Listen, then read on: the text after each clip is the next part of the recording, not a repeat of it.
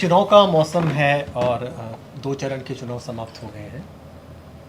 तमाम जगहों पे किस तरह का चुनाव ट्रेंड है, चुनाव में की रणनीति क्या काम कर रही है, किन की बेटर लग रही है, अभी भारतीय राजनीति किस दिशा में बढ़ रही है, कौन किन की रणनीति ज़मीन पर काम करती दिख रही है, किन की हिट्स हैं, क्या मिसेज हैं। इन सब तमाम चीज़ों को समझने के लिए आज की तारीख में उन से सबसे अधिक जानकारी मिलती है जो न सिर्फ ग्राउंड पे काम करते हैं जबकि जो रणनीति बनाने में भी काम करते हैं। तो इसी जो हम लोग की नियमित संवाद के कार्यक्रम में हमारे साथ आज हैं नरेश अरोड़ा जी। इन अपनी डिज़ाइन बॉक्स इनकी कंपनी है और फेमसली कई सफल राजनीतिक कैंपेन को ये कर चुके हैं। हाल में कर्नाटक की जीत के पीछे इनका अहम योगदान माना गया था। गारंटी वर्ड जब कर्नाटक आज की तारीख में जब चुनाव में देख रहे हैं तो ये गारंटी वर्ड कर्नाटक चुनाव में जो लगातार लोगों ने देखा तो उसका श्रेय भी नहीं गया था। हिमाचल प्रदेश में थे, असम में थे, इसके अलावा कई सारी चीज़ों में कहाँ कहाँ किस तरह से इनकी जर्नी रही है और किस तरह से ये राजनीति को देख रहे हैं। इसी क्रम को आज बात को आगे बढ़ाते हैं, सुनते हैं इनसे। हम लोग ये सवाल भी करेंगे। पहले नरेश जी, आप कुछ अभी के राजनीतिक परिप्रेक्ष्य में कुछ लाइट रखते हैं अगर। पहले तो सबका धन्यवाद आप लोगों का मुझे बुलाने के लिए यहाँ पे, और बहुत अच्छा ऑफिस है, सबका अच्छे माहौल में काम होता है तो आउटपुट भी बेटर आता है, ऐसा मैं भी महसूस करता हूँ। कोशिश करते हैं हम भी अच्छे ऑफिस बनाने की ताकि हमारे स्टाफ को भी आने का मन करे, क्योंकि जनरल लोगों का आने का मन ही नहीं करता। जहाँ तक राजनीतिक परिप्रेक्ष्य की बात है, इस समय हिंदुस्तान में 2 चरणों का चुनाव हो चुका है। बाकी के 5 चरणों के चुनाव में जो टर्नआउट है वो एक फैक्टर ऐसा दिख रहा है कि उसकी वजह से लोग अलग अलग तरह के आंकलन कयास लगा रहे हैं। जो चुनाव डन डील माना जा रहा था उसके बारे में और भी लोगों की अब राय आनी शुरू हो गई है। पर जहाँ तक जो मैं देख पा रहा हूँ, क्योंकि अभी साउथ में चुनाव तमिलनाडु में जैसे ख़त्म हुआ, केरला में कुछ चरण हुए, कर्नाटक में कुछ चरण हुए, कुछ चरण नॉर्दर्न पार्ट में भी हुए, जो मैं देख पा रहा हूँ उसमें ट्रेंड एक ही तरफ चल रहा है। और जो महिला वोट है, सबसे बड़ा वोट जो महिला वोट रहता है, अगर आप 2014 और 19 के आंकड़े देखें और 2014 और 19 के बीच में जितने राज्य चुनाव है उनके आंकड़े देखें तो आप सब लोग ये मानेंगे, आंकड़े भी बताते हैं कि महिलाओं की भागीदारी बड़ी रोचात्मक रही है कि वो आगे बढ़ के वोट डालते आई हैं। और मुझे महिलाओं में कोई ऐसा भाव नहीं दिखा कि वो कोई सत्ता परिवर्तन चाहती हैं। अगर पंजाब को छोड़ दें, क्योंकि पंजाब में औरतों का या पंजाब के रूरल बेल्ट का कुछ व्यू और है, तमिलनाडु में भी मुझे ऐसा नहीं लगा कि कोई सत्ता परिवर्तन की बात है। पर क्योंकि तमिलनाडु का चुनाव जनरली जो पार्टी शासन कर रही होती है उसके साथ ही चलता है और ये इतिहास रहा है उनका। और वहाँ भी मैंने देखा कि भारतीय जनता पार्टी बहुत मजबूती से चुनाव लड़ने की कोशिश करी उन्होंने, और वहाँ पे एक नेता भी उनको ऐसा मिला है जिसकी कॉमन फैन फॉलोइंग भी मैंने देखी कि वहाँ पे है। अन्नामलाई जो वहाँ पे उनके स्टेट प्रेसिडेंट हैं। फिर उसके बाद ऊपर आप जब आते हैं टुवर्ड्स कर्नाटका, केरला, आंध्र प्रदेश, वहाँ पे भी मैं देख रहा हूँ कि महिलाओं का जो जोश है वो कम नहीं है, वो बात कम करती हैं। क्योंकि सर्वे भी जब हम लोग करते हैं 365 दिन हमें भी सर्वे करना पड़ता है स्ट्रेटजी बनाने के लिए, तो उसमें महिलाओं का जोश मुझे कुछ कम नहीं दिख रहा। बट क्योंकि रूरल हार्टलैंड्स में पोलिंग जब होती है तो परिवार इकट्ठा ही जाता है, ऐसा नहीं रहता कि महिलाएं अलग से चली गई गाड़ी लेके और वोट डाल के आ गई। तो अगर घर का मर्द नहीं जा रहा तो औरत का भी भागीदारी कम हो जाती है। तो मुझे लगता नहीं है कि कोई बहुत बड़ा परिवर्तन होगा। ये मोटा मोटी मैं आंकलन अपना जो अभी तक का देख के बता रहा हूँ। अभी भी 5 चरणों का चुनाव बाकी है और जैसे जैसे ऊपर की तरफ जाते हैं तो कुछ कुछ जगहों पे उनकी राह आसान है, कुछ कुछ जगह पे मुश्किलात भी दिख रही हैं। बट ट्रेंड अगर देखा जाए तो कोई विपरीत नहीं दिख रहा मुझे 2019 से। इसमें अगर फिर आगे और भी सवाल भरेंगे, हम कंटिन्यू करेंगे। जैसे मैंने कहा कि आपने कांग्रेस सिस्टम को बहुत करीब से देखा है, अंदर से काफ़ी काम भी किया। तो एक समय जब पिछले साल अगर जून जुलाई की बात करें, जब लगा कि कर्नाटक की जीत हुई, बड़ी जीत थी एक प्रतीकात्मक रूप से, उसके तुरंत बाद विपक्ष का एकता वाली इंडिया वाली भी शुरू हुई, तो सब कुछ ठीक लग रहा था। अचानक लग रहा था कि ठीक है, एक राजनीतिक में एक जो जिस नैरेटिव की बात करते हैं, फिर वहाँ से ऐसा क्या अचानक ऐसी क्या हो गई जो एक जो सेल्फ गोल कहेंगे, या क्या हाँ ऐसा क्या हो गया जो इवेंट्स हुई जो वहाँ से लगा कि ये फिर जैसे आप कह रहे हैं कि बहुत ज़्यादा बड़ा परिवर्तन का नहीं दिख रहा है, तो ऐसी क्या गड़बड़ियाँ हुई या बीजेपी ने क्या ऐसा अच्छा किया जो इस तरह संघर्ष करती दिखी? देखिए नरेंद्र जी, इसमें बीजेपी ने कुछ नहीं किया। इसमें जो कुछ किया विपक्ष और विपक्ष की सबसे बड़ी पार्टी कांग्रेस ने किया। कर्नाटक की आपने चर्चा की कि कर्नाटक के बाद सब कुछ अच्छा दिख रहा था, वो कर्नाटक में ही अच्छा दिख रहा था। कर्नाटक के बाहर का चुनाव अगर आप लड़ने जाएंगे, उसके बाद मध्य प्रदेश, राजस्थान, छत्तीसगढ़, तेलंगाना और नॉर्थ ईस्टर्न राज्य के चुनाव हुए। हर राज्य का चुनाव अलग अलग तरह से लड़ा गया। आप 3 हिंदी हार्टलैंड के चुनाव देखें, अगर राजस्थान, मध्य प्रदेश, छत्तीसगढ़, तीनों के चुनाव लड़ने का सिस्टम अलग था।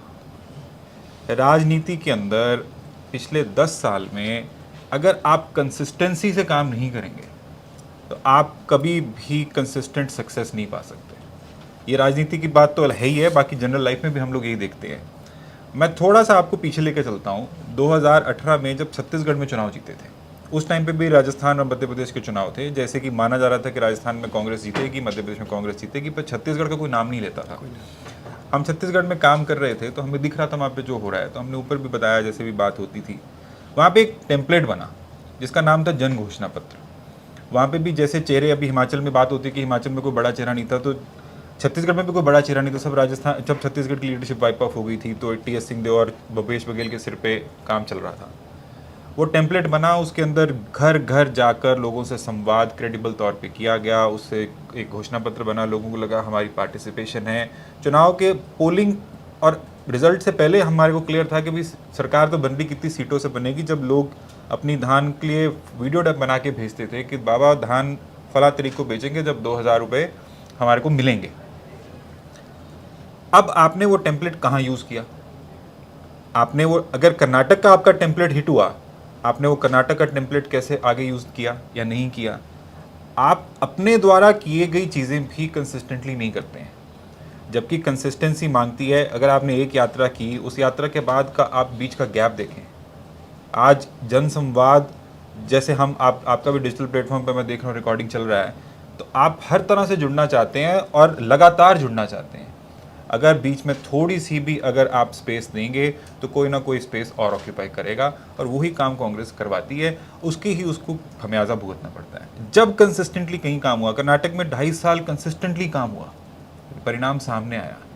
मध्य प्रदेश के अंदर सारी दुनिया कह रही थी कांग्रेस पार्टी जीत रही है, हमें दिख रहा था कांग्रेस पार्टी नहीं जीत रही है, जब हम काम नहीं कर रहे थे, क्योंकि दिख रहा था कि एक पार्टी दिन रात काम कर रही है और एक पार्टी काम कर रही है, अच्छा जीते ही पड़े हैं। ना तो मेहनत का सब्स्टिट्यूट है, ना कंसिस्टेंसी का सब्स्टिट्यूट है। तो ये एक किसी सेल्फ गोल की बात नहीं है। कर्नाटक से लेके आप आज तक के अंदर आप खुद देख लीजिए कि क्या काम हुए, क्या काम मिस हुए। राजस्थान में कांग्रेस की सरकार गई, पर कांग्रेस सरकार इज्जत से गई कि मोदी जी को गारंटी का आविष्कार करना पड़ा, अपनी गारंटी का, जबकि उन्होंने वही गारंटी जब हमने असम में पहली बार दी थी तो उन्होंने उसको हंसाया, मजाक उड़ाया था उसका। पब्लिक प्लेटफॉर्म पे ऑन रिकॉर्ड दिखेगा आपको।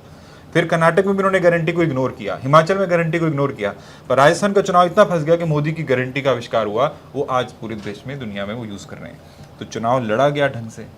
छत्तीसगढ़ के अंदर सब मान के बैठे थे तो नहीं निकल रहे हैं, कांग्रेस निकल रही है। परिणाम आपके सामने है।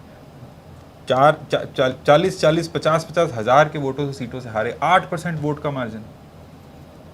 तो कहाँ पे वोटर दूर हो रहा है? इतना वोटर दूर हो रहा है आपको पता नहीं चलता। तो आप अपने आंकलन के, आपको अपने आंकलन का भी आंकलन करना पड़ेगा ना कि आप आंकलन कैसे करते हैं।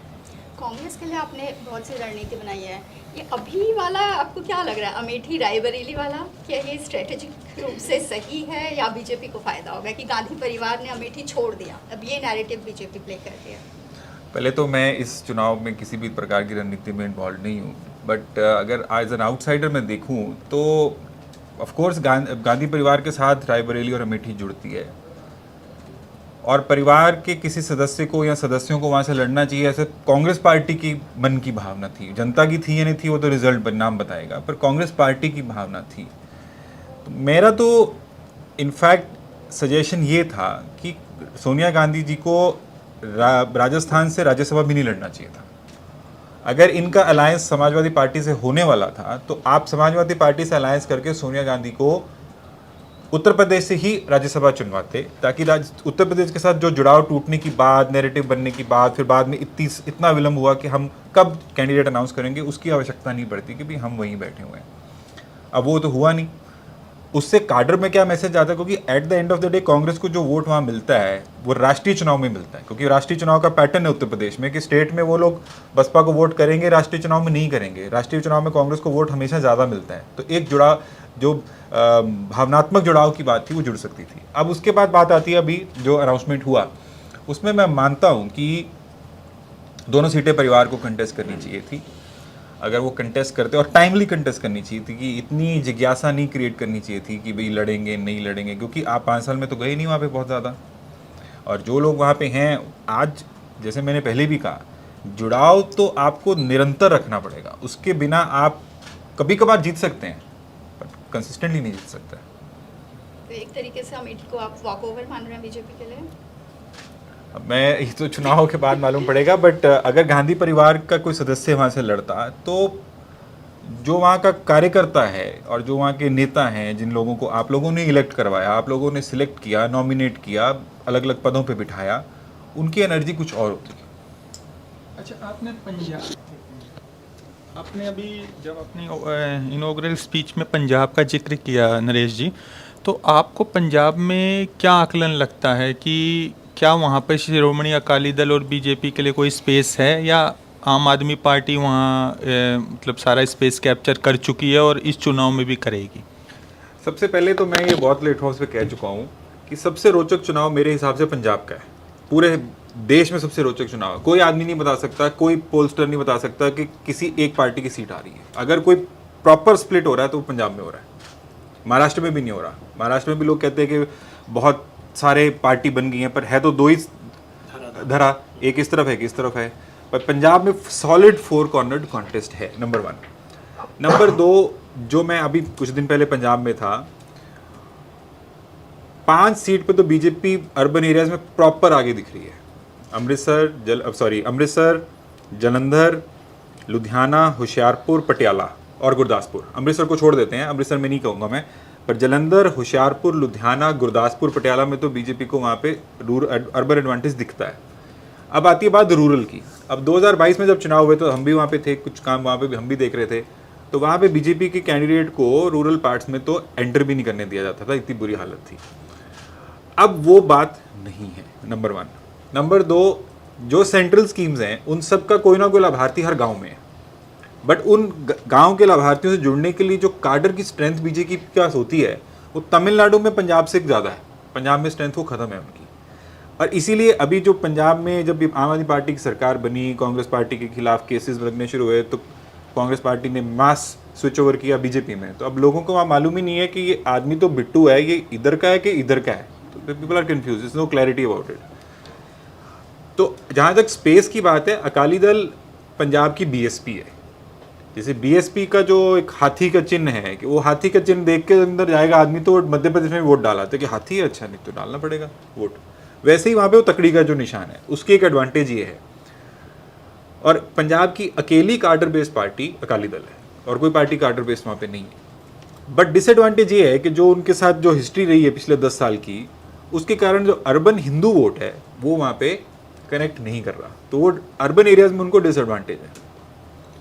अगर बीजेपी और अकाली दल का अलायंस होता तो वहाँ पे स्वीप हो जाता, बट अकाली दल डर गया। बीजेपी नहीं डरी, अकाली दल डर गया। वो इसलिए डर गया क्योंकि उनको लगा कि बीजेपी का जो हमारा गांव का वोटर है वो भी हमारे पास नहीं आएगा तो हमारे को दिक्कत आएगी। जबकि मैं ऐसा मानता हूँ, अगर मैं सुखबीर बादल की जगह होता, कि बीजेपी के पास तो पूरा देश है राज करने के लिए या लड़ने के लिए, आपके पास तो सिर्फ पंजाब है, तो आप अपना स्पेस कम से कम क्रिएट एक बार करें। और victory is always for the people who are courageous, who pull the draft.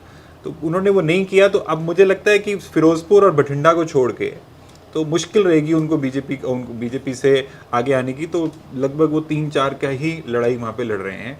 एक आध सीट पे और उनका चांस था, बट क्योंकि स्विच ओवर्स इस लेवल के स्विच ओवर्स हुए, तो मुझे लगता है कि वहाँ दिक्कत है। बाकी आम आदमी पार्टी और कांग्रेस पार्टी आपस में स्पेस का वहाँ पे फाइट कर रही हैं। बट जो मैं अगर आज की डेट में देखूँ कि बीजेपी ने भी कुछ कैंडिडेट अनाउंस करने बाकी हैं मालवा बेल्ट में, तो 4 कॉर्नर स्प्लिट होने की पूरे चांस है, किसी को 4, किसी को 3, किसी को 2, किसी को 1, इस तरह की सीटें आ सकती हैं। आपने केरल तमिलनाडु की बात की, सारी सीट पे चुनाव हो गए हैं तमिलनाडु केरल।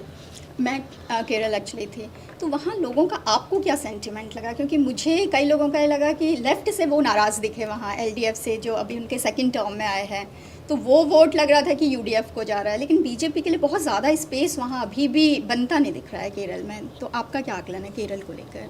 सी आई थिंक तमिलनाडु से ज़्यादा डिफिकल्ट स्टेट बीजेपी के लिए केरला है, क्योंकि केरल के अंदर 2 कार्डर बेस्ड पार्टीज हैं, कांग्रेस भी वहाँ पे कार्डर है सरप्राइजिंगली।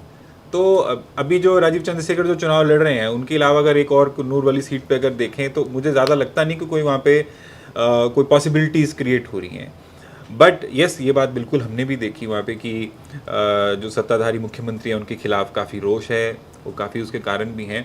बट वो कांग्रेस को वहाँ पे जो सेफ सीट्स हैं वो तो कांग्रेस जीतेगी, बीजेपी का वोट शेयर डेफिनेटली इंक्रीज होना चाहिए वहाँ पे। सीट वाइज कुछ सीट क्या केरल? ये 2 सीट्स हैं जहाँ पे अगर फाइट हो सकती है, अगर कुछ हो सकती है। और तमिलनाडु? तमिलनाडु में भी 2 ही सीटें हैं, एक कन्याकुमारी और एक कोयम्बटूर वाली, पर उसमें मुझे लगता है कि एक ही सीट शायद वो निकाल पाए, नहीं तो अलायंस वन वे ट्रैफिक वहाँ पे लग रहा है। इंटरेस्टिंग जैसे पंजाब का कहा, लेकिन मुझे लगता है कि पंजाब के साथ जो सबसे बड़ा जो एक इंटरेस्ट जो लोगों को इस बार लग रहा है वो है बंगाल।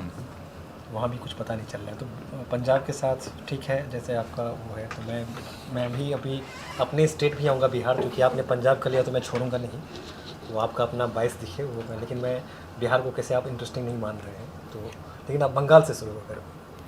बंगाल में मेरे को जो लगता है, हालांकि मैं बंगाल गया नहीं, पर जो हमारी टीम जाती है या जो हमारे पास जो थोड़े बहुत आंकड़े आ रहे हैं वहाँ से, कि बंगाल में मुझे लगता है बीजेपी गेन करेगी।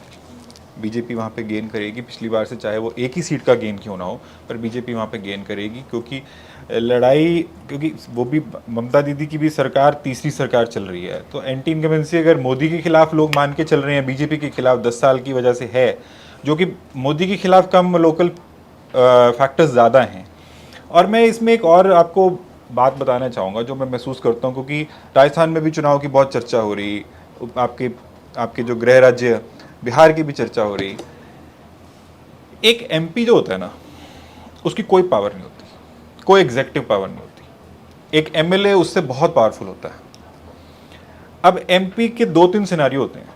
एक मेंबर पार्लियामेंट है, मान लीजिए सत्ताधारी पार्टी से, और वहाँ पे विपक्ष की सरकार है, तो विपक्ष की सरकार तो औसतन 5 से 9 असेंबलीज एक पार्लियामेंट में होती हैं। यूपी में 5 होती हैं, बाकी पंजाब वगैरह में 9 होती हैं। हम 7 की एवरेज मान लेते हैं पूरे हिंदुस्तान की। अब 7 एमएलए विपक्षी पार्टी के वहाँ पे अगर मान लीजिए हैं, तो कोई भी कार्य करेंगे सिर्फ प्रोटोकॉल में उसका नाम लिखवाएंगे, श्रेय उसको पब्लिक कभी नहीं देगी मेंबर पार्लियामेंट को। मैं एंटी इनकम्बेंसी के कारण एक्सप्लेन कर रहा हूँ इस बात को, मेरा पर्सपेक्टिव। ये तो एक सिनारियो हो गया, तो अब एमपी तो रिडंडेंट हो गया।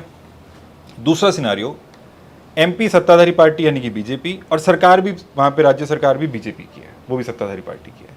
वहाँ पे भी 7 एमएलए हैं, और मान के चलते 7 ही बीजेपी के हैं। ऐसा इम्पॉसिबल है, मतलब 1000 में से 1 होगा कि आप एज एन एमपी की 7 एमएलए से बनती हो, 4 से बनती होगी, 2 से नहीं बनती होगी, 1 न्यूट्रल होगा। जिसके साथ नहीं बनती होगी वो आपको कभी भी आप साथ में लेकिन ना श्रेय देगा, वो तो उसको अपना चुनाव लड़ना है। तो इन दोनों सिनारियों में एमपी तो बिल्कुल एक कॉन्स्टिट्यूशनल फिगर, राष्ट्रपति महामहिम वहाँ पे बन के बैठता है, तो उसको श्रेय किसी चीज़ का नहीं मिलना, खराबी जो भी कोई नाराजगी होगी उसको मिलनी है कि भाई इसकी वजह से काम नहीं हुआ। ये तो हो गया काम करने के। तो अब पर्सनल इक्वेशंस भी होती हैं कि मैं पर्सनली किसी का काम करता हूँ, किसी का काम नहीं करता हूँ, मैं मिलता हूँ, कहीं नहीं मिलता हूँ, मैं रजवाड़ा हूँ, मैं कार्य करता हूँ, जो भी सिचुएशंस में, ये सारी एंटी इनकम्बेंसीज क्रिएट होती हैं। और एक फैक्टर इसमें मैं बताना भूल गया कि डिफेंस, फाइनेंस, फॉरेन अफेयर्स, इनको छोड़ दिया जाए तो बाकी जितनी सेंटर के मंत्रालय हैं उन सबको स्टेट के थ्रू होकर जाना पड़ेगा। वो स्टेट के थ्रू होकर जाएंगे तो स्टेट की कोऑपरेशन से जो स्टेट अथॉरिटीज़ है वो श्रेय लेंगी, चाहे वो लेजिस्लेटिव अथॉरिटीज़ हैं चाहे एग्जीक्यूटिव अथॉरिटीज़ हैं। तो एमपी बड़ा बेचारा आदमी होता है, अनलेस उसके पास बड़ा charismatic Shashi Tharoor type system हो कि वो अपने आप को रेलिवेंट रखने की कोशिश करता रहे। हालांकि कर शशि थरूर भी कुछ जा नहीं सकते रेलवे की चिट्ठी लिखने के अलावा, और ये बहुत बड़ी एग्जीक्यूटिव पावर्स एमपी के पास रहे नहीं। अब बड़े प्रोजेक्ट लाके भी दोगे तो वो श्रेय मोदी जी को देना पड़ता है। तो एमपी के खिलाफ एंटी इनकम्बेंसी तो स्वाभाविक तौर पे होनी है। मैं पंजाब का काम क्यों कह रहा था रोचक, और बंगाल और बिहार के अंदर भी बात वहाँ पे कैसे पहुँचती है कि पंजाब इसलिए रोचक है कि वहाँ पे एक पार्टी है जिसके 92 एमएलए आए 117 में से। अब वो 92 एमएलए वाली सरकार है जिसको अभी 3.5 साल और गुजारने हैं। तो एज अ वोटर मैं फील करता हूँ कि मुझे इसको वोट डालना चाहिए कि मुझे इससे काम है, पर काम तो मुझे एमएलए से है, एमपी से तो मुझे कोई काम है नहीं। 90% काम तो आपको पटवारी और तहसीलदार तक रहते हैं। और ये भी कंफर्म है कि इनका कोई सेंट्रल में स्टेक नहीं होने वाला। I am confuse, should I vote for them और नॉट। अब दूसरी पार्टी है कांग्रेस, जिसका सिटिंग एमपी है, क्योंकि पिछली बार कांग्रेस के 8 एमपी थे, मान के चलते हैं उनका सिटिंग एमपी लड़ रहा है। भाई ये एमपी ठीक है, इसने कोई खराब भी नहीं किया, कुछ अच्छा भी नहीं किया, बट इनकी सरकार तो बन नहीं रही, ना ऊपर बन रही ना नीचे बन रही है, तो मुझे उसको वोट डालना चाहिए क्या? 2 सिनारियो। तीसरा सिनारियो, ये बीजेपी का कैंडिडेट है, इसकी 100% ऊपर सरकार बन रही है, बट ये पता नहीं जीतेगा कि नहीं जीतेगा, इसको वोट डाल के वेस्ट तो नहीं करूं। अब चौथा पंथक आदमी है जो पंथ में बिलीव करता है, उसको है मैं अकाली दल का पक्का वोटर हूँ, अब मैं अकाली दल को वोट डालता हूँ, मैं किसी को वोट डालता नहीं हूँ। अब वो वोट डालने जाए, ना उसका कैंडिडेट जीत रहा ना सरकार आ रही है, तो वोटर का कन्फ्यूजन है कि भाई पर मेरी आइडियोलॉजी इससे मैच करती है। तो that is why I am saying कि Punjab is more interesting than any other place. This logic does not apply to Bihar और West Bengal, but in Bihar and West Bengal the MP logic still implies. इसलिए आपके गृह राज्य में, जिसका आपको मेरे से कई गुना ज़्यादा अनुभव भी है और मालूम भी है, बट वहाँ भी मैं समझता हूँ, आपने हालांकि पूछा नहीं अभी, पर मुझे पता है पूछेंगे, कि बीजेपी और एनडीए वहाँ पे मेरे हिसाब से 32-33 के आसपास दिख रहा है अभी भी। 7-8 सीटों के अंदर फाइट है, उसके अंदर भी मुझे जहाँ तक लगता है कि वीकर सीटें आरजेडी वाली हैं, जो आरजेडी जहाँ पे कॉन्टेस्ट कर रही है, जो इन 7-8 या 9 भी मान लेते हैं अगर मैं समझूँ तो। और सेम बात मुझे बंगाल में दिख रही है। बंगाल वालों ने देख लिया कि इतनी मजबूती से ममता के साथ जो इस आइडियोलॉजी की, और क्योंकि वहाँ 2 आइडियोलॉजी हैं, क्लियर कट डिवीजन है वहाँ पे आइडियोलॉजी का। ये आइडियोलॉजी वाले देख रहे हैं कि भाई ये तो अगर उधर गुंडे हैं तो इधर भी गुंडे हैं, या उधर अगर बाहुबली हैं तो इधर भी बाहुबली हैं, तो वो उसके पीछे रैली हो रहा है। और उनको दिख रहा है कि ये सरकार अभी नहीं तो आगे जाने वाली है, और दीदी भी कोई उम्र के साथ साथ आगे बात बढ़ने वाली है, वो कम होने वाली तो नहीं है। आपने बंगाल का जिक्र किया, मैं बंगाल में थी पिछले दिनों, और बहुत सारे लोग ऐसा बोल रहे हैं, और आपने भी बोला कि स्लाइट एज है बीजेपी का, चाहे 1 सीट का है, लेकिन वहाँ पे सवाल जो है वो महिला वोटर्स को लेके भी है। 3.5 करोड़ महिला वोटर्स हैं, और जो दीदी ममता बनर्जी जो है, उन्होंने जो स्कीम्स लागू की हैं वो कहीं ना कहीं उसके साथ आइडेंटिफाई करते हैं। इस फैक्टर को आप कैसे देखते हैं? स्कीम्स आइडेंटिफिकेशन सबसे बड़ी इम्प्लीमेंटेशन अगर आप देखें तो राजस्थान में हुई। कोई नहीं कह सकता कि राजस्थान में स्कीम इम्प्लीमेंटेशन नहीं हुई, बट स्कीम इम्प्लीमेंटेशन का वोट कन्वर्जन के साथ बहुत ज़्यादा कोई नाता होता नहीं, क्योंकि अगर यही चीज़ मैं आंध्र प्रदेश में भी देख रहा हूँ कि वहाँ पे भी स्कीम्स तो बहुत बनाई गई, डेवलपमेंट कोई नहीं हुई।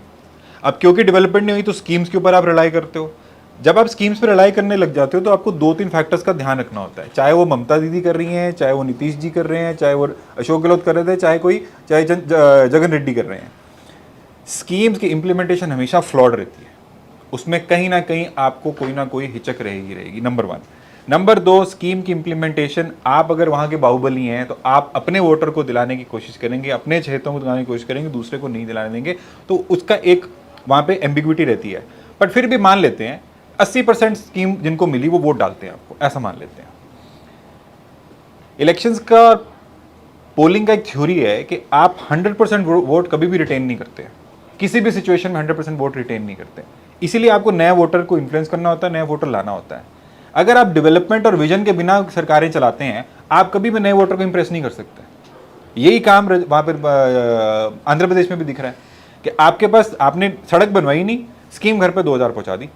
अगर सड़क नहीं बनी, अगर नौकरी का कोई जुगाड़ नहीं दिख रहा आगे, तो आप स्कीम से एक लिमिटेड वोट को कैप्चर करके ला सकते हैं, नया वोट लाना ऐड करना नहीं कर सकते। और जगह आप देखेंगे कि टीडीपी के भी पास, सॉरी ये वाईएसआरसीपी के पास भी नया वोट बहुत कम आएगा या ना के बराबर आएगा।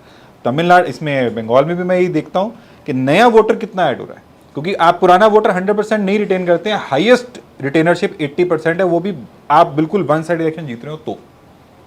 पोलराइजेशन वहाँ पे कितना बड़ा फैक्टर है, जो कि हाल के टाइम में हमने देखा है, दोनों तरफ से टीएमसी का सॉफ्ट हिंदुत्व का और बीजेपी की तरफ से रामनवमी को लेके जो है वो एक पूरा धीरे धीरे हमने ट्रेंड को देखा है 2016 के बाद से। वहाँ पे एक पेनिट्रेशन रूरल एरियाज में हुआ है, उसे आप कैसे देखते हैं? राम मंदिर बनने से लोग चाहे एक बात कह रहे हैं कि राम मंदिर चल नहीं रहा, राम मंदिर फैक्टर नहीं है। राम मंदिर बनने से जिनकी राम में आस्था है उनके मन में खुशी तो है, इस बात को कोई नहीं नकार सकता। और अगर किसी तरह से राम मंदिर पक्ष वाले लोग ये साबित कर दें किसी पब्लिक के माइंड में, जैसे कि करने की कोशिश की गई कि भाई जो राम मंदिर के साथ नहीं एसोसिएट हुआ वो राम के अगेंस्ट है, तो वो आदमी को लगता है कि यार इससे वोट से परहेज करना चाहिए। तो पोलराइजेशन उन लाइंस पे नहीं है जिस लाइंस पे प्राइम मिनिस्टर अभी बात करने की कोशिश कर रहे हैं, बट ये डिवीजन जरूर वहाँ पे है। ये बात आपको भी दिखी होगी, आप गए हैं तो, और लोगों से भी सुनेंगे कि ये डिवीजन जरूर है। जिनको राम में आस्था है, जिन्होंने पिछले 10-20 साल में राम की बात सुनी है, वो उस हिसाब से रैली नहीं होंगे, बट उनके मन में इस बात की सांत्वना, खुशी, किसी भी तरह की बात कर लें। और ये बात पंजाब में दिख रही है हमको। पंजाब तो सबसे दूर है इन चीज़ों से, कि हमने सिख फैमिलीज़ को देखा कि वो उनके घर की लेडीज़ कड़ा प्रसाद बना रही हैं उस दिन, और वो करनी कि भाई हाँ ये बना है, हमें दीपमाला करनी है, ये बना है। वोट डालने जाएंगे नहीं जाएंगे, बट वोट अगेंस्ट डालें ऐसा नहीं हो सकता। ये आप ये कोई काउंटर क्वेश्चन होगा, जैसे आपने कहा जो स्कीम्स वोट नहीं लाती हैं हाँ, और बहुत नहीं देती हैं, तो इसमें मैं खुद ही शायद मैं एग्जांपल दूं। आप जब राजस्थान गए थे उस वक्त तमाम जो ग्राउंड रिपोर्ट छोड़ दीजिए, तमाम जो इवन जो ओपिनियन पोल आ रहे थे, यहाँ तक थे कि कांग्रेस को 10 सीटें में आएंगी कि 20 सीटें आएंगी, चर्चा इस तरह की हो रही थी।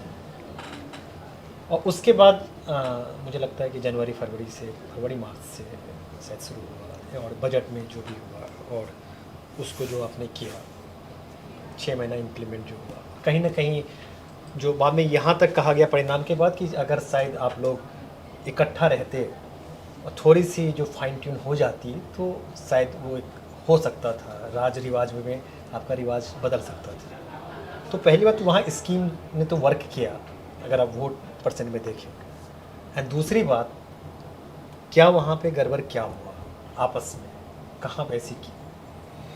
सी राजस्थान में भी, क्योंकि वहाँ पे आप एक पार्टी थे, वहाँ पे हाँ, आप बिल्कुल। डे टू डे आप देख रहे थे कि और जो झगड़े, जो कई सारे विवाद और कई सारे चीज़ गवाह थे, उसमें आप भी राजस्थान के अंदर भी आप स्कीम्स इम्प्लीमेंटेशन से 100% वोट नहीं ला पाए, नहीं ला सकते आप कहीं पे भी। मैंने ये तो बात कही नहीं कि वोट नहीं आता, मैंने बोला कि आप केवल उसके सिर पे वोट ले आए, ऐसा नहीं हो सकता।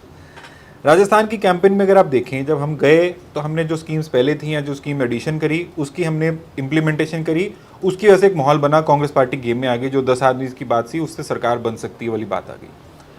बट हमने साथ में नई बातें भी रखी, 6 बात गारंटी रखी कि भाई हम ये भी करने की कोशिश करेंगे।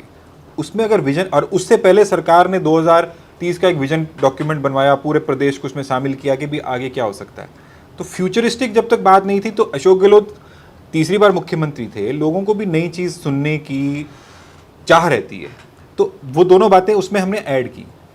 अब बात आती है कि वो बात रह क्यों गई। उसका केवल और केवल एक ही रीज़न था कि पार्टी को पास वो करेज नहीं था कि हम जिनकी टिकट बदलने की या काटने की आवश्यकता है सर्वे के आधार पे, साइंटिफिक के हिसाब से, वो हम काटें। अगर वो सीटें कटने की सिचुएशन होती, कांग्रेस पार्टी 10 सीटें वहाँ पे, 9 सीटें अंडर 1000 वोट से हारी है और 12 सीटें अंडर 5000 से हारी है। अब आप मार्जिन खुद देख लें। दूसरा आंकड़ा, राजस्थान के अंदर पिछले 50 साल में जितने चुनाव हुए उसमें कभी भी लूजिंग पार्टी अपना वोट शेयर रिटेन नहीं करती है, जितना वोट उसको मिला होता है। Not of the total vote poll, but जितनी polling, not of the votes poll last time in percentage, but overall votes. Congress party इस बार वहाँ 15 लाख एक्स्ट्रा वोट भी लेके आई, बट फिर भी बिकॉज पिछली बार वहाँ पे 11-12 इंडिपेंडेंट जीत गए थे, वोट स्प्लिट था, तो Congress party needed 1.5% extra vote. उसके अंदर हम 1.5% की जगह सिर्फ 0.39% पे रह गए, और वो जो 0.6% और वोट चाहिए था वो नहीं मिल पाया। उसके कारण सबसे बड़ा टिकट था। दूसरा कारण मुझे कहने में कोई गुरेज नहीं है, क्योंकि ये फैक्ट है, और मैंने एक नहीं 50 प्लेटफॉर्म बोला, कंट्रोवर्सी भी हुई। पार्टी चुनाव लड़ती है, सरकार चुनाव नहीं लड़ती। ये गलतफहमी होती है सरकारों को कि जिन लोगों को कि भी सरकार है, सरकार चुनाव लड़ लेगी। चुनाव पार्टी को लड़ना है। अब पार्टी अगर चाहे कि हमारा काम कोई और कर दे, तो कोई सब्स्टिट्यूट नहीं कर सकता उसको। और पार्टी अगर चुनाव पहले तो पार्टी चुनाव जीतने के प्रति आश्वस्त नहीं थी, चाहे वो केंद्रीय नेतृत्व हो, चाहे वो राज्य नेतृत्व हो। जब तक उनको होश आए कि नहीं तो गेम ऐसी बन गई है, जब मोदी जी वहाँ पे आ गए, उन्होंने गारंटियाँ ईजाद कर दी। आपका 500 का सिलेंडर पूरे हिंदुस्तान में कहीं बीजेपी ने अनाउंस नहीं, वहाँ 450 का सिलेंडर अनाउंस करना पड़ा उनको। तो आप सोचें ना कि उन गारंटी को क्रियान्वयन या उन स्कीमों का क्रियान्वयन किस तरह हुआ होगा, या वोट कैसा पलटा होगा उसमें। और जहाँ तक ये फ्रीबी की बात बार बार होती है ना, अगर आप ये देखें तो इसको लाने वाले यहाँ पे आके केजरीवाल जी ने यहाँ पे जो दिल्ली में जो बिजली का काम किया, सेंटर की कितनी स्कीमें हैं जो फ्रीबी स्कीम्स हैं, चाहे वो 2,000 रुपये किसान निधि है, चाहे वो उज्ज्वला योजना थी, चाहे वो ये प्रधानमंत्री क्या नाम है आवास योजना, तो चलो पुरानी योजना है, ये जो मेडिकल इंश्योरेंस वाली योजना है, आयुष्मान योजना है, वो सारी स्कीमें उस अब उनको ये बेनिफिशियरी से प्रॉब्लम इसलिए है क्योंकि बाकी जगह पे अगर बेनिफिशियरी स्कीम्स भी इंप्लीमेंट होने लग गई तो वो वोट बैंक तो सेम है ना भाई, गरीब आदमी तो सेम ही है, उसको आप भी दे रहे हो, आप भी दे रहे हो, आप भी दे रहे हो, आप भी दे रहे हो। मैं आपको रोचक बात बताता हूँ, चिरंजीवी स्कीम जिसका बहुत मतलब वर्ल्ड ओवर चर्चा है, मैं ऑस्ट्रेलिया गया था, ऑस्ट्रेलियन प्राइम मिनिस्टर ने मेरे को चिरंजीवी के बारे में पूछा, इतनी चर्चा ऑस्ट्रेलिया उसकी, किंग्स कॉलेज लंदन उस पर वो पेपर लिख रहा है।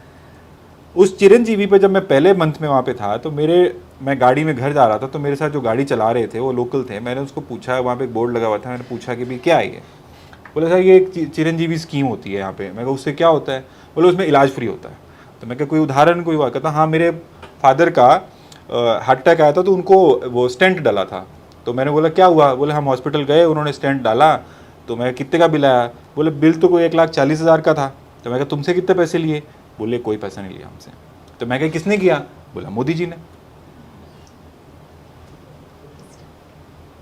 तो आप जब ये बात स्टेज पे खड़े होकर बोलते हैं फ्री भी नहीं होना चाहिए, वो मोदी जी दे रहे थे नहीं दे रहे थे सेकेंडरी क्वेश्चन है। फर्स्ट क्वेश्चन ये है कि वो फ्रीबी की एसोसिएशन वहां पे भी होती है पूरी तरह से, और वहां ज्यादा होती है। अगर लाभार्थियों से संवाद करना है, लाभार्थियों के घर पे बात पहुंचानी है, करनी है, तो वो बात वहां ज्यादा होती है, यहां तो अब आगे आए हैं। और दूसरी बात एक और जिसकी कोई डिबेट ही नहीं होती है, हमने राज्य सरकारों में सरकार में रह के भी चुनाव लड़ लिए और विपक्ष में भी लड़ लिए, ज़्यादा विपक्ष में लड़े, पर जो अनुभव पंजाब, राजस्थान, कर्नाटक की राज्य सरकारों की तरफ लड़के हैं और विपक्ष में लड़के हैं, आज हिंदुस्तान के अंदर जितनी सेंटर की स्कीम्स हैं, मैंने अभी 3-4 का नाम लिए, इन सब की स्कीम्स की इंप्लीमेंटेशन कैसे होती है, डीबीटी से होती है, राइट। डीबीटी करने के लिए मेरे को आपका अकाउंट नंबर चाहिए, मुझे फ़ोन नंबर चाहिए, मुझे आपकी वो चाहिए, वो डेटा किसके पास है, सेंटर के पास है। सेंटर में सरकार किसकी है, भारतीय जनता पार्टी की है। जिस दिन तक चुनाव ये मॉडल कोड ऑफ कंडक्ट नहीं लगा था, आप सबके हमारे फ़ोन पे हमारे को सरकार के मैसेज आ रहे थे कि आपको ये है, आपको ये है, आपको ऐसे है, आपको ऐसे है। कहाँ पे है इसमें लेवल प्लेइंग फील्ड, एक पार्टी के पास सारा डेटा है, उस डेटा से वो डेली आपके साथ कनेक्ट कर रहे थे, पहले ऑफिशियली अब अनऑफिशियली। दूसरी पार्टी के पास कोई डेटा ही नहीं है। अगर ये भी एक तर्क मान लिया जाए कि भाई हमने उनको स्कीम दी तो हम ही बात करेंगे, आपको डेटा दे भी दो तो क्या करेंगे। आवास योजना आप दे रहे हो, आवास योजना चल तो 40 साल से रही है, तो विपक्ष की पार्टी के पास भी उतना ही मौका होना चाहिए कि वो भी संपर्क उस तरह से कर सके। क्योंकि आज रैली कर लीजिए, आप रोड शो देखिए, इस चुनाव का अगर आप परिप्रेक्ष्य की बात कर रहे हैं, मैंने ये पहला चुनाव देखा है पिछले 10 साल में, और 10 साल में 56 चुनाव तो राज्यों के हो लिए और 2 सेंटर के चुनाव हो लिए, और इसके अलावा छोटे मोटे चुनाव हो लिए। सबसे कम जोश रोड शोज में इस बार है, सबसे कम जोश। रैली में तो फिर पकड़ के ले आते हैं, उसकी भी तमाम तरह के उसके लिए हथकंडे अपनाने पड़ते हैं, पर रोड शो में उस तरह से बात नहीं बनती है, तो वो भी कट डाउन कर दी गई। मैं ये बात इसलिए रख रहा हूँ कि सारी अप्रोच डिजिटल है इस टाइम पे, और ये बात मैंने पिछले साल कही थी और मैं आज आपके यहाँ दोहरा देता हूँ। ये आने वाले 5 साल के बाद कभी रैली नहीं हुआ करेगी, कोई रैली नहीं हुआ करेगी। एक रैली हुआ करेगी, सब पार्टी एक रैली करेंगे, जैसे बाल ठाकरे एक रैली करते थे, वहाँ पे उन्होंने रैली करी और वो दैट इज़ ऑल। वैसे ही हर पार्टी एक रैली किया करेगी, वो रैली मान ली जाएगी, बाकी सब काम आपके हमारे फ़ोन या डिजिटल डिवाइसेस से चलेगा। बट वो तो जब होगा। पर आज की डेट में जो पहुँच है सबसे ज़्यादा, तो आप इंडिविजुअलिस्टिक अप्रोच, इंडिविजुअल मैसेजिंग इसी डेटा से कर सकते हैं ना, इस पर कोई चर्चा ही नहीं। मैसेजिंग पर आइए तो जरा सा आप इसका बड़ा खुल के आंसर दीजिएगा, स्पष्ट आंसर दीजिएगा। जैसे कर्नाटक इलेक्शन में मैं था, अब वहाँ पे कैसे किया नहीं किया वो अलग बात है, लेकिन वहाँ पे अगर हम गांव जा रहे थे, गुमकुर जा रहे हैं या इंटीरियर में जा रहे थे, कोस्टल में जा रहे थे, तो वहाँ महिलाओं को पता था आपको गृहलक्ष्मी का उसको पता था कि आप देने वाले हैं गारंटी, जो आप कह रहे हैं 5 गारंटी, जिसको फ्री बस वाला अर्बन में महिलाओं को, लड़कियों को पता था। किस तरह से पता कि हुआ वो आपका एक डोमेन था, तो गारंटी हुआ। हिमाचल में भी गारंटी मोटा मोटी लोगों को पता था, OPS है या जो भी जो टारगेटेड ऑडियंस के लिए। तो गारंटी कहीं ना कहीं एक सक्सेसफुल मॉडल हो, एक तरफ आप बढ़ रहे थे, और यूजुअली माना जाता है स्पोर्ट्स एंड पॉलिटिक्स में जो विनिंग कॉम्बिनेशन को आप चेंज नहीं करते हैं, एक नॉर्मल सा एक अनसेट रूल है, सक्सेसफुल रूल है। तो फिर ये रूल क्यों बदला कांग्रेस में, और ये गारंटी से न्याय यात्रा क्यों? देखिए, इसमें आगे पहली बात तो मेरा कोई रोल नहीं है, मैं तो नहीं चाहूँगा कि ये चेंज हो। इनफैक्ट जब हमने गारंटी पहली बार दी थी इसमें असम में, तो मुझे सब लीडर्स को बैठ के एक बार प्रेजेंटेशन देना पड़ा कि ये गारंटी वर्ड क्यों आवश्यक है, क्योंकि वहाँ पे बहुत एसएमईज़ के अंदर बात करने की बात थी, तो मैंने वो एक्सप्लेन की थी बात। तो मोदी जी वहाँ पे आए थे, तो उन्होंने वहाँ पे कांग्रेस आज 5 गारंटी देने जा रही है, कांग्रेस 5 गारंटी दे रही है जिनकी खुद की गारंटी नहीं है।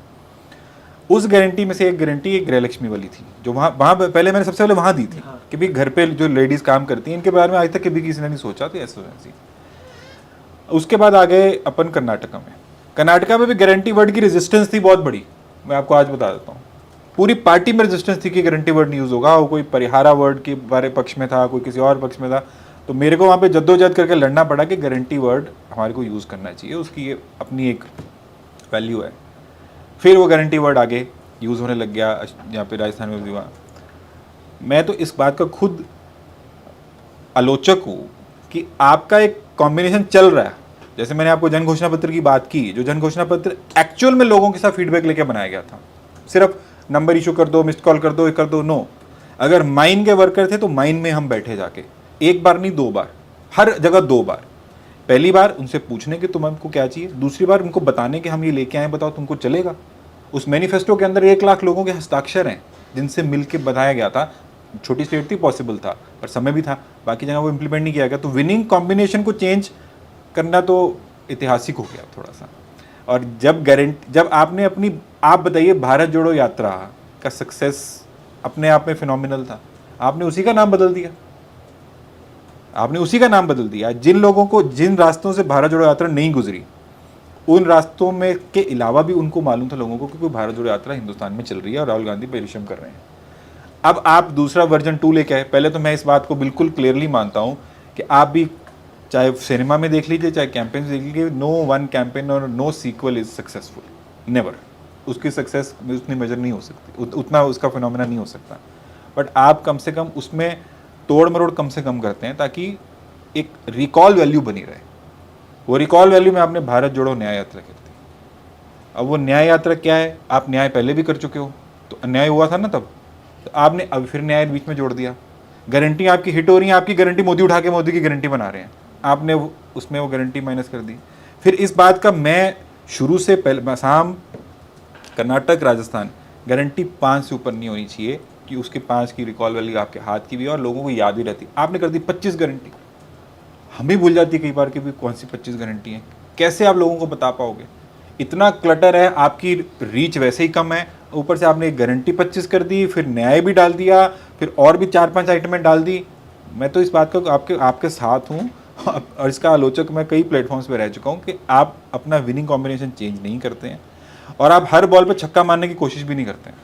आजकल IPL चल रहा है, तो उसको मैं क्रिकेट एनालॉजीज बहुत देता रहता हूँ, मैं अपने कमेंट्स में पढ़ता हूँ, लोग बोलते हैं क्रिकेट एक्सपर्ट ज़्यादा दिखते हैं कि बुमराह का ओवर चल रहा है, आपको मालूम है ये बेस्ट बॉलर है, तो आप उस ओवर को निकाल के अगले ओवर को टारगेट करने की कोशिश करेंगे।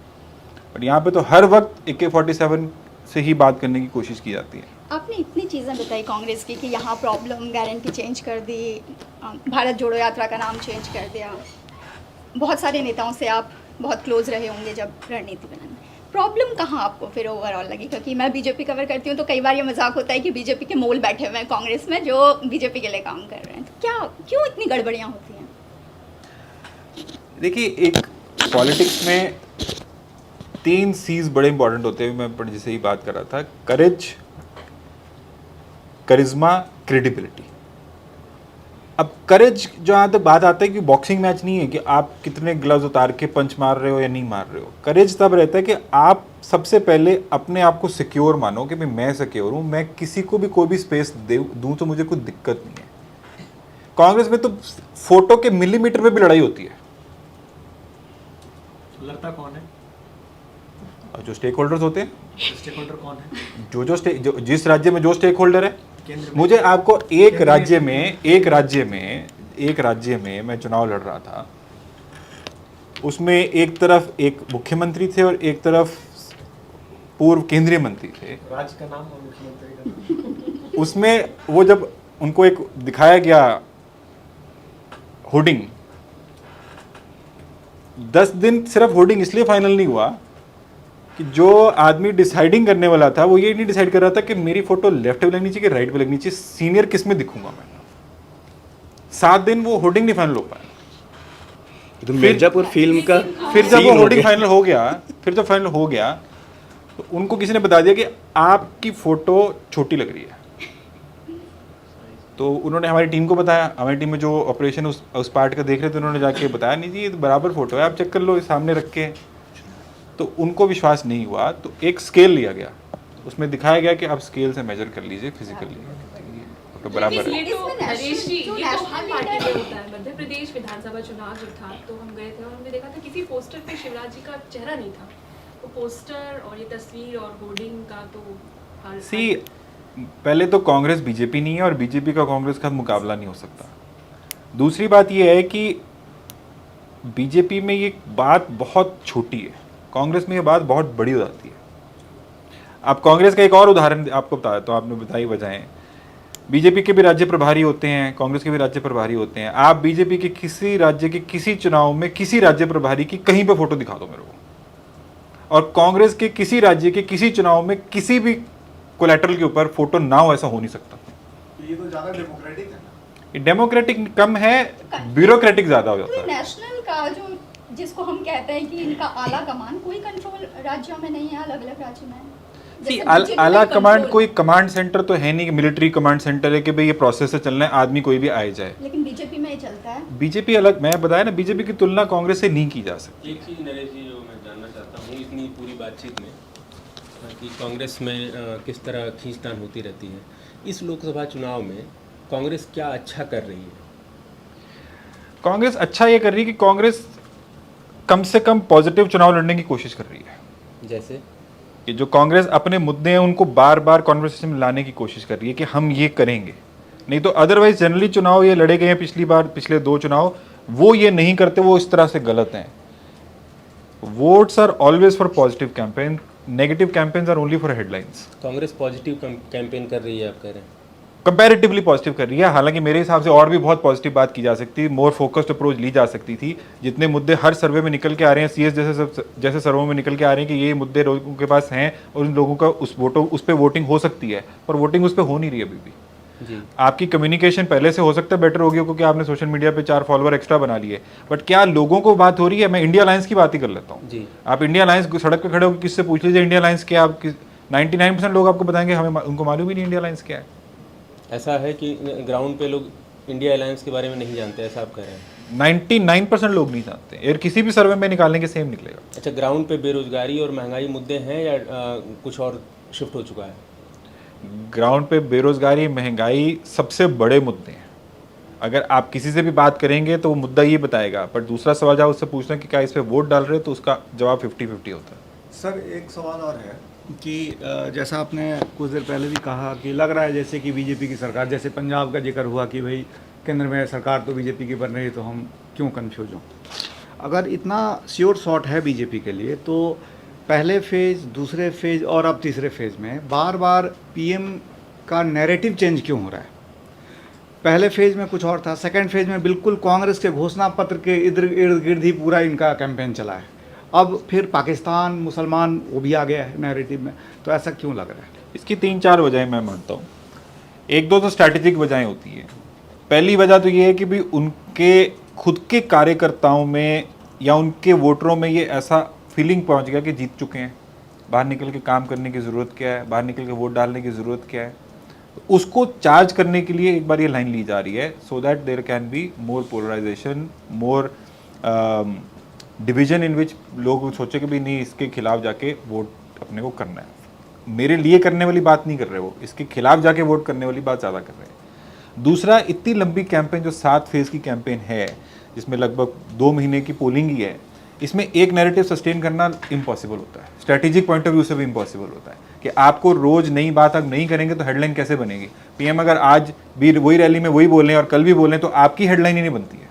तो उनको भी तो वहाँ पे हेडलाइन देनी है, और पीएम बात करते हैं तो लोग बात सुनते हैं, लोगों को पता लगता है, दोनों तरफ की चर्चा होती है, उसकी फेवर की भी होती है, उसकी अगेंस्ट भी होती है, क्योंकि पीएम ने बोला है।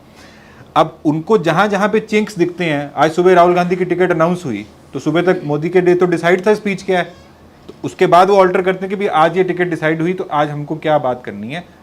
They are quick in that response. एक काउंटर क्वेश्चन है इसमें कि जो चुनाव घोषणा पत्र है, कांग्रेस के चुनाव घोषणा पत्र को जब जारी किया गया उस पर उतना डिबेट नहीं हुआ, लेकिन मोदी जब से नैरेटिव में लाए, जब उसको काउंटर कर रहे हैं तो मजबूरी में टीवी चैनल को कांग्रेस के घोषणा पत्र को दिखाना पड़ रहा है। तो ये कहीं ना कहीं कांग्रेस, ऐसा नहीं लग रहा कि अपने प्लेटफॉर्म पे, अपने पिच पे लाके मोदी से बैटिंग करवा रहे हैं? ये एक देखने का एक नज़रिया हो सकता है, बट उनका नज़रिया क्या हो सकता है मैं वो बताता हूँ। मुझे बताया नहीं उन्होंने, पर जो मैं रीड करता हूँ कि कांग्रेस की डिलीवरी की क्रेडिबिलिटी और बीजेपी की डिलीवरी की क्रेडिबिलिटी को वो दिखाना चाहते हैं। डिफरेंस क्या है कि कांग्रेस बात कर सकती है, देखो हमने तो ये करके दिखाया है।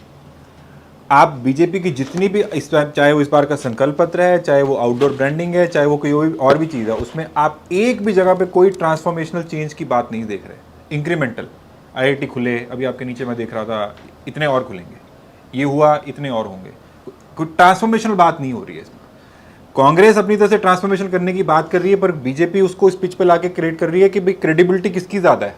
पिछली बार भी जैसे 6,000 रुपये वो दे रहे थे, कांग्रेस तो 72,000 की बात कर रही थी, पर क्रेडिबिलिटी किसकी ज़्यादा थी, उस क्रेडिबिलिटी की पिच पे वो 6,000 72,000 के आगे जीत जाता है।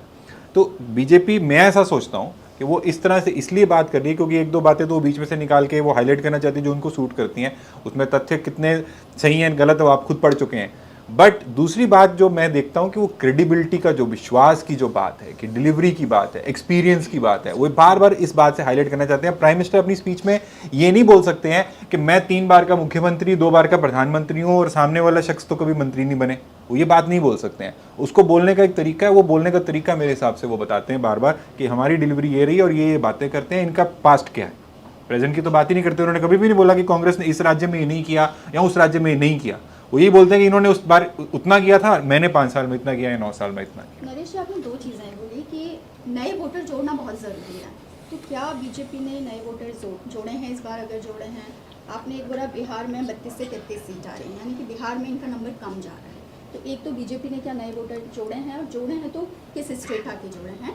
दूसरा, किस स्टेट में इनके नंबर अप और किस स्टेट में इनके नंबर डाउन जा रहे हैं बीजेपी? इसी से जुड़ता हुआ एक सवाल जो वोटिंग कम हुई 2 फेज में, बड़े राज्यों में देखने में आया कम हो रहा है, टर्नआउट कम आ रहा है कंपेयर टू छोटे राज्यों में। तो क्या मान के चल रहे हैं जो वोटिंग कम हो रही है किसके पक्ष में जाता दिखाई दे रहा है? सेकंड इज, क्या वोटर उदासीन हो रहा है, वोट निकलना ही नहीं चाह रहा, छोड़ो, जीतने वाला सोच रहा है भाई ये तो जीतने की जरूरत क्या है, हारने वाला सोच रहा है मेरी वोट बेकार हो जाएगी।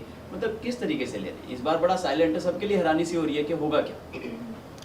सी हैरानी दिल्ली बैठ के हो सकता हो, पर ग्राउंड पे अगर देखें तो ऐसी कोई हैरानी वाली बात दिख नहीं रही, मुझे तो नहीं दिख रही।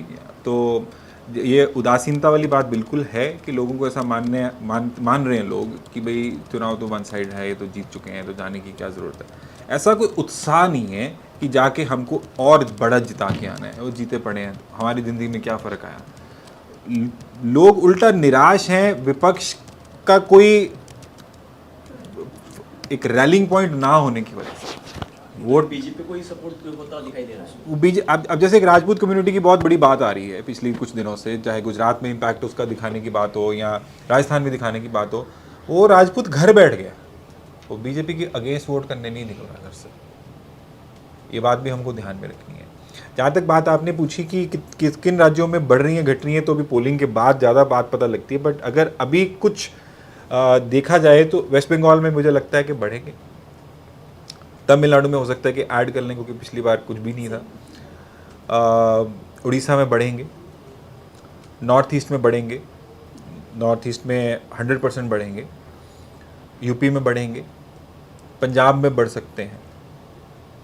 बाकी के जो इधर के राज्य हैं, मध्य प्रदेश तो वैसा ही रहेगा, राजस्थान में भी कमोवेश वही रहेगा, छत्तीसगढ़ में भी लगभग गेन होगा मेरे ख्याल से, पिछली बार 7 थी शायद उनकी, तो बढ़ सकती हैं वहाँ पे भी।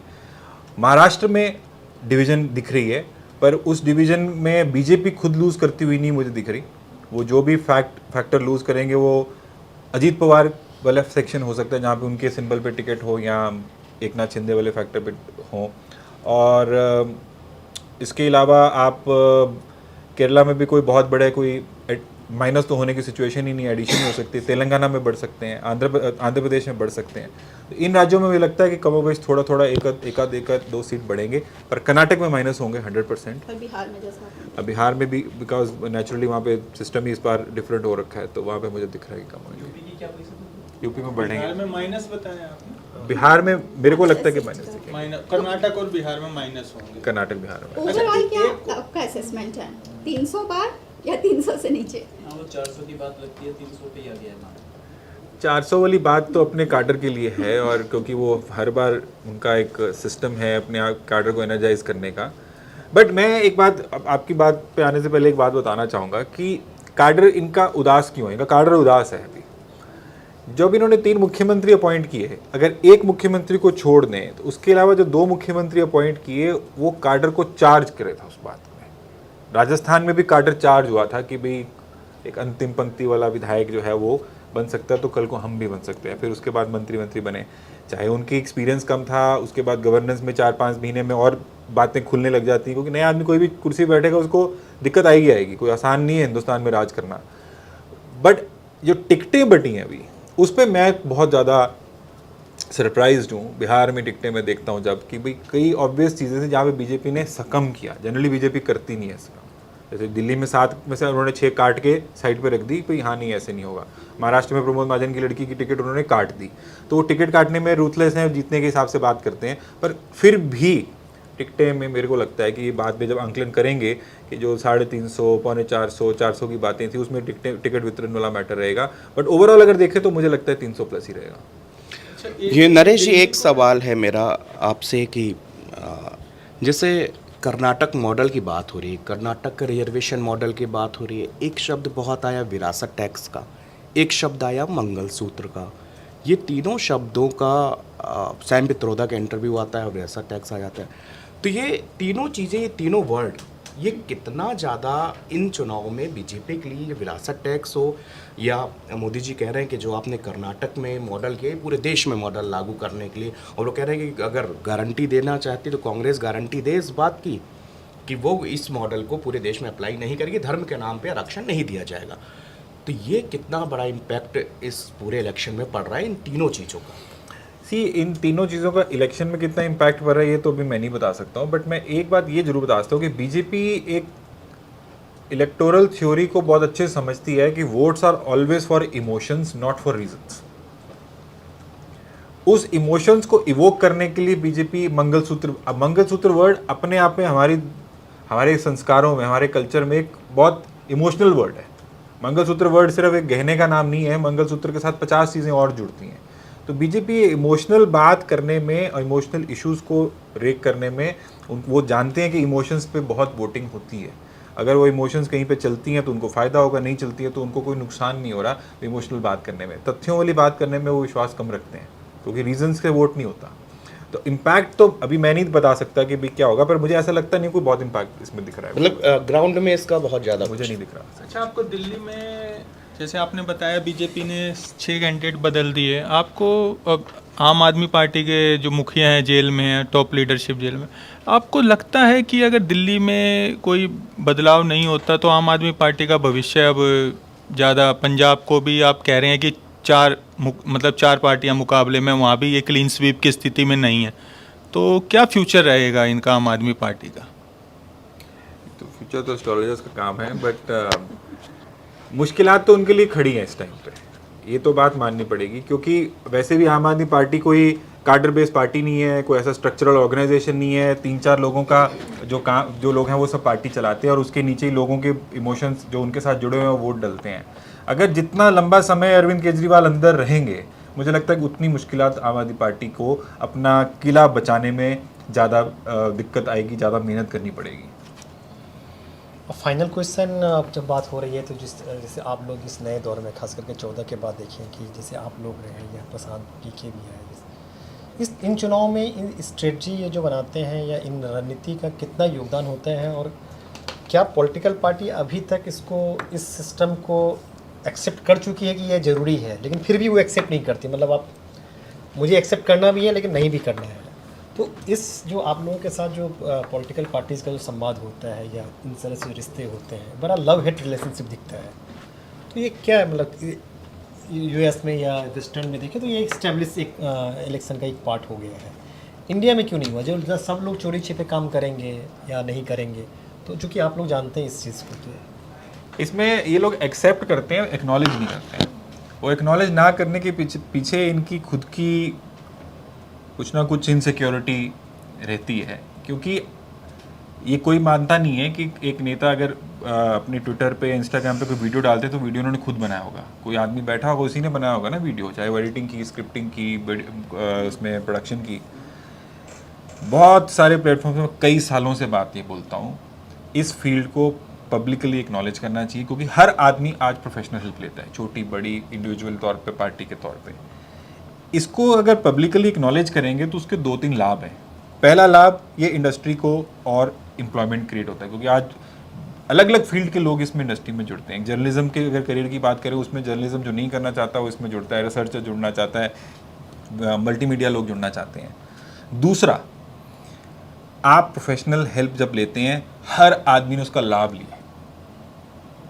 आप चाहे प्रधानमंत्री जी की बात कर लें, चाहे आप किसी मुख्यमंत्री की बात कर लें, कोई आदमी, आपने प्राइवेट बात, कैंडिड कॉन्वर्सेशन आप भी करते हैं, हर आदमी उस लाभ को एक्नॉलेज करता है, बट प्राइवेट में, पब्लिकली नहीं करना चाहता। क्योंकि हिंदुस्तान में एक ये भी दिक्कत है कि क्रेडिट शेयरिंग नहीं हो सकती। हमारे हिंदुस्तान की पॉलिटिक्स बॉलीवुड मूवी की तरह चलती है कि सब लोग देखते हैं कि भाई हीरो ने जो किया वो सब हीरो है। लोगों का मालूम डायरेक्टर कौन है, इसमें सिनेमाटोग्राफर कौन है, लाइट लेके सारा दिन लाइटमैन जो खड़ा रहता है उसकी भी सब ये टीम लगती है। सिमिलरली जब लीडर, और ये काम आज नहीं हो रहा, ये काम कई सालों से हो रहा है, दशकों से हो रहा है, बट ये है कि तब प्रोफेशनली नहीं होता था, आज प्रोफेशनली होता है। तब भी लोग रूट बनाते थे, तब भी लोग स्पीच लिखते थे, तब भी लोग बताते थे कि ये पहनना चाहिए, यहाँ जाना चाहिए। हम लोग और क्या करते हैं, हम लोग सिर्फ इस सब बात को संगठित करते हैं और रिसर्च के बेस पे इनपुट्स देते हैं। फाइनल कॉल लीडर का होता है, वे लीडर ने बताना है। कई बार हम झगड़ भी लेते हैं आपस में कि नहीं ऐसा होना चाहिए, कभी हमारे मान लेते हैं, कभी हम उनकी मान लेते हैं। बट मैं इसका बहुत बड़ा फाइटर रहा हूँ और अभी भी हूँ कि पब्लिकली इस बात को एक्नॉलेज भी करना चाहिए। एक किसी को धन्यवाद देने से, किसी को एक्नॉलेज करने से आप बड़े ही होने वाले हैं, छोटे नहीं होने वाले, क्योंकि आपकी ये फील्ड नहीं है। आप प्रोफेशनली इलेक्शन मैनेजमेंट नहीं करने वाले, आप चुनाव लड़ने वाले ही हैं। और लड़ते लड़ते अगर आप, शायद दुनिया को मालूम तो पड़ता ही है कौन चुनाव लड़ रहा है, पूरी पार्टी को मालूम पड़ता है। किसी राज्य में कोई संस्था अगर चुनाव लड़ रही होती है, हम लड़ रहे हैं, कोई और लड़ रहा है, हमको मालूम है चुनाव लड़ रहा है। तो मैं मानता हूँ कि इसको एक्नॉलेज करना चाहिए। एक्सेप्ट सब करते हैं, नीड सबको है, सब मानते हैं, मांगते हैं और उसके अंदर खूब पैसा भी खर्च करते हैं, बट एक्नॉलेज नहीं करते। एक लास्ट एक्नॉलेज मिल जाए तो हो सकता है इस फील्ड में और जिंदा आ जाए। थैंक यू नरेश जी। और आपने जो जितनी बातें कही, हो सकता है 4 जून के बाद एक बार हम लोग फिर से मिलेंगे और तमाम चीज़ों को फिर से फॉलो अप में देखेंगे कि कितनी बातें सही हुई, कितनी बातें गलत हुई, और हम लोग का संवाद जारी रहेगा। शुक्रिया। Thank you.